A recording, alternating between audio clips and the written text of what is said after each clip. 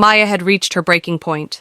The endless demands at work, the constant pressure to train Toby while still managing her marketing tasks, and the sleepless nights worrying about bills had left her drained. Even her role as a mother, something she cherished deeply, had begun to feel like another weight she was carrying rather than a source of joy. One morning, as she stared into the mirror, she whispered to herself, "This time, I choose me." For once, she put her phone on silent, arranged for a trusted neighbor to watch her son for a few days, and filed for a much-needed leave.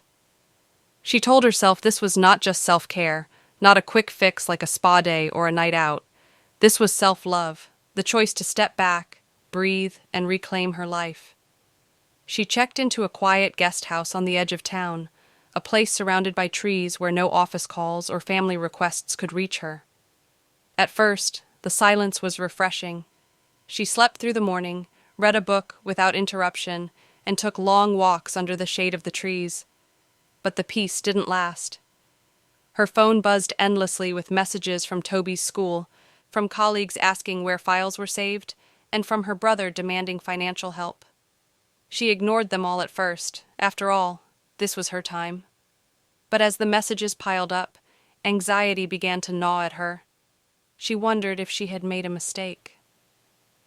On the third night, as she sat on the veranda staring at the stars, her phone buzzed again. This time it wasn't a call or a message. It was a voice note from Toby. His small, shaky voice said, "Mummy, where are you? Something happened and I need you." The recording cut off suddenly. No explanation, no follow-up.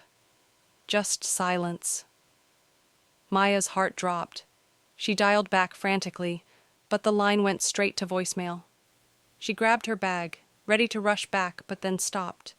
A chilling thought crossed her mind. What if this wasn't really from Toby? What if someone else had sent that message? The guest house suddenly felt too quiet, too empty.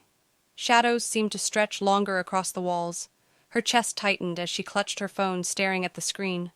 With trembling hands, Maya replayed the voice note, turning the volume all the way up. And that's when she noticed something she had missed before.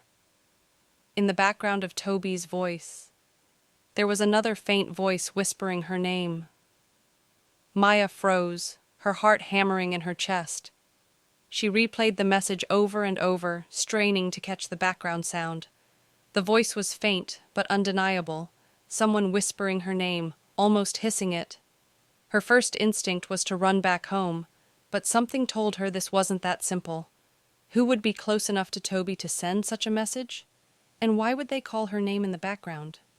She grabbed her bag and keys, but as she opened the door to leave, she noticed something chilling. Her phone battery had dropped from 45% to 5% within minutes, draining abnormally fast, almost as if someone was tampering with it remotely. On her way to the car, Maya noticed the guest house caretaker standing under a tree, unusually still. He wasn't smoking or talking on the phone, just watching her. When she met his gaze, he smiled faintly, then turned away without a word. Her pulse quickened. Was she imagining things? Was the exhaustion and stress playing tricks on her mind? She jumped into her car and drove toward the city, determined to reach Toby. But the road felt darker than usual, the headlights barely cutting through the night. As she drove, her phone buzzed again. Another voice note. Hands shaking, she pressed play. This time it wasn't Toby's voice. It was a low, distorted voice saying, "Maya, you left him alone. Now you'll pay the price."